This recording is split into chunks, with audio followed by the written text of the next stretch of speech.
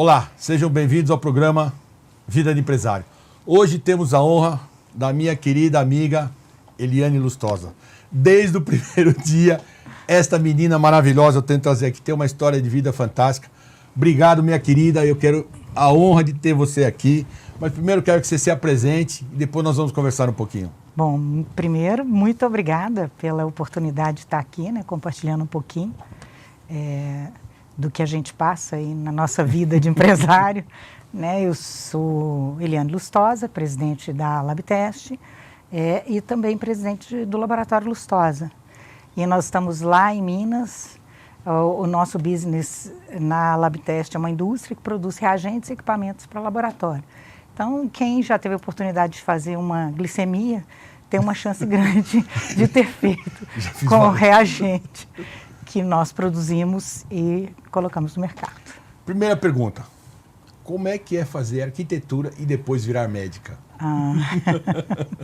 Então, é uma coisa muito interessante porque eu tive a oportunidade de passar por uma trajetória aí de muitas mudanças, porque o mundo mudou muito rápido, né? Nos últimos 30 anos, vamos dizer, o mundo fez uma grande reviravolta. E eu sempre adorei matemática e, na época, achei que eu poderia combinar matemática dentro da arquitetura, poderia me deixar bastante, assim, dentro do que eu queria fazer.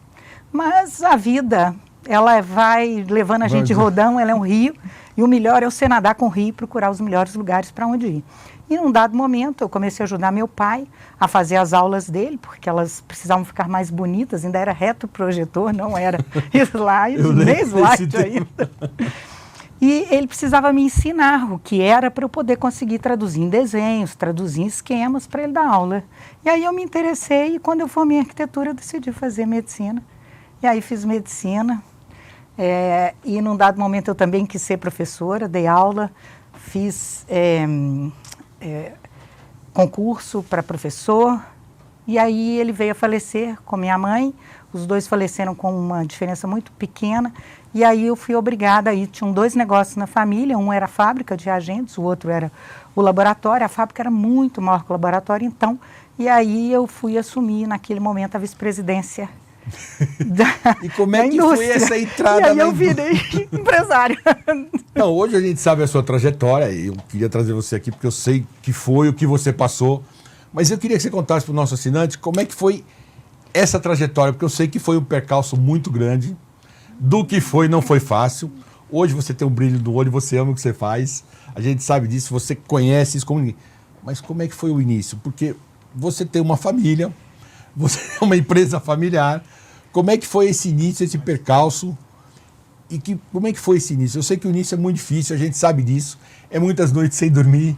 E como é que foi essa transição nesse falecimento dos seus pais, nesse pouco tempo? Como é que foi a medicina para você? Então, naquela época eu estava full time no laboratório e, muito interessantemente, meu pai já tinha feito a sucessão no laboratório, para mim. Me colocando realmente como a líder no laboratório.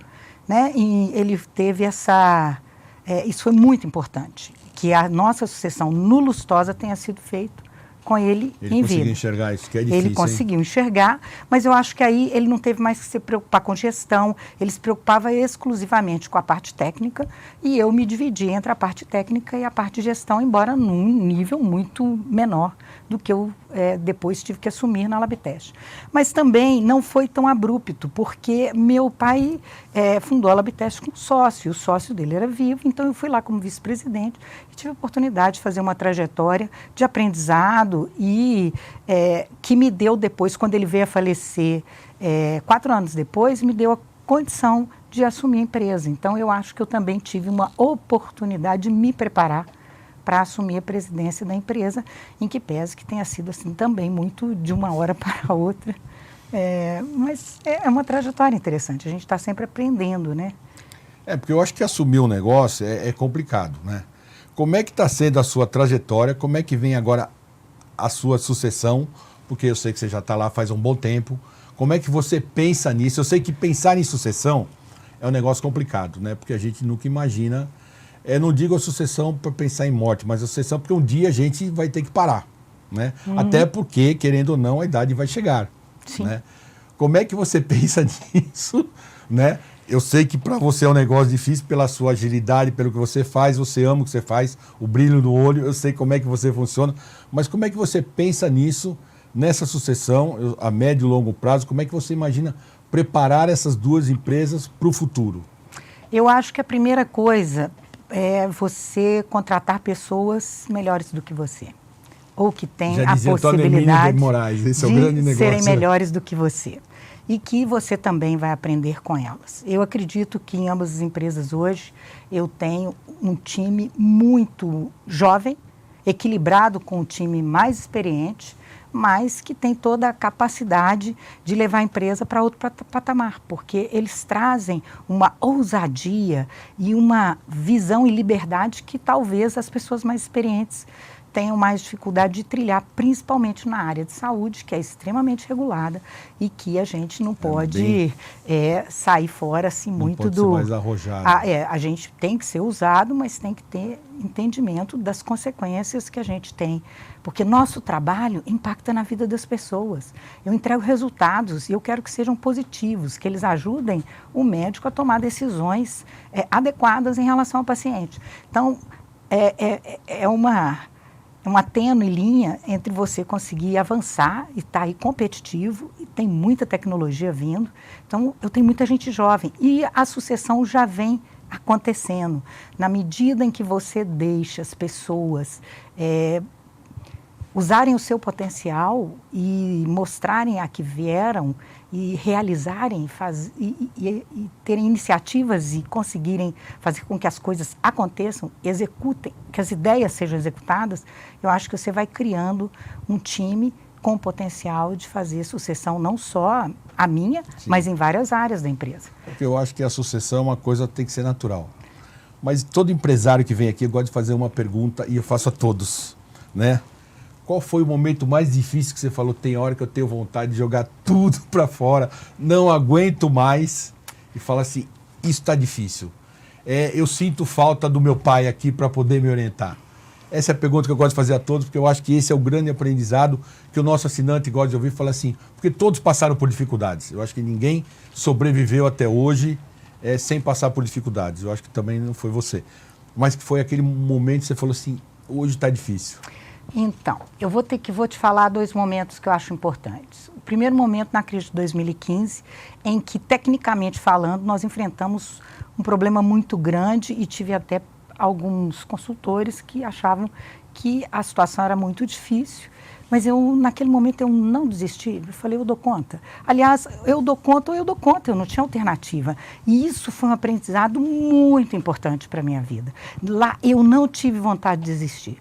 Eu acreditei nas pessoas. E aí é que vem. Eu acho um momento mais difícil que eu talvez tenha pensado, eu acho que eu não dou conta, foi no embate do humano. Foi quando você tem conflitos no nível do humano, aí eu acho que é mais difícil, às vezes, de você ter tanta leveza para caminhar. Porque quando a gente está lidando com pessoas é difícil, né? É difícil. Porque a gente sempre imagina que as pessoas vão pensar como a gente acha, isso, como a gente exatamente. pensa, e não funciona. Família. Tem gente dentro da empresa? Como é que funciona? Não, não temos, gente. Na verdade, o que acontece hoje é que nenhuma das duas empresas a gente tem...